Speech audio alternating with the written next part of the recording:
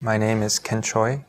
I'm a senior designer for Studio 5, which is currently working on the MMORPG project Aion. The subtitle of the game is The Tower of Eternity, and that's the name. The name of the tower is Aion, and also Aion is a divine being that created the whole world. That is the setting for the game. The Tower of Eternity, Aion, is a central point of conflict between three races. All three races are fighting each other because they want to control the Tower of Eternity, which is a very important part of the world. The three races are the Asmodeans, the Elios, and the Balar.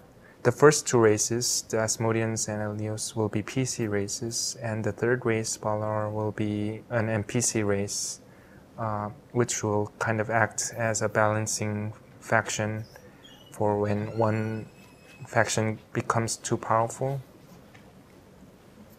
The Balar will kind of act as a counter to prevent one faction from becoming too powerful and overpowering the other faction. The main theme and the main storyline of Aion is all focused on the war between these three races. All three races was created by Aion, but they've splintered into three different factions, and they're all fighting over who gets to control the Tower of Eternity. It is not your typical high fantasy setting with elves and trolls.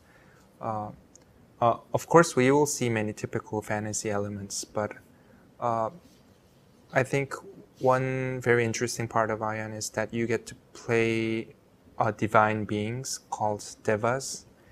The story and kind of themes of Aion was, what if you can become a divine being that is kind of revered by all the people in that world, and what if you were responsible for kind of leading those people and winning over your enemy forces and kind of saving your world, which is I would say maybe it makes them kind of like superheroes in our modern world, that from the start your player character is kind of set apart from normal humans, and they're expected to be very heroic and more significant in big events. Another part is that we kind of wanted to be able to explain within the game lore how certain aspects of RPGs that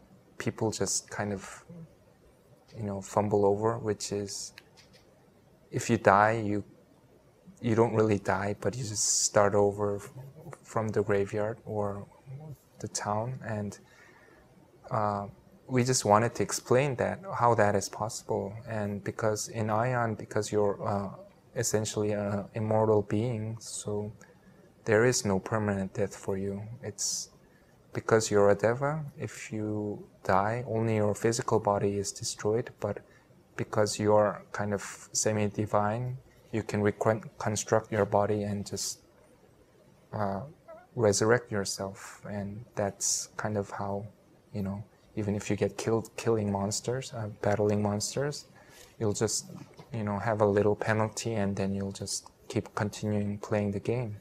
So these kind of aspects that kind of is something that is really common in RPGs, but hasn't really been properly explained in the game world. We tried somewhat to explain those elements.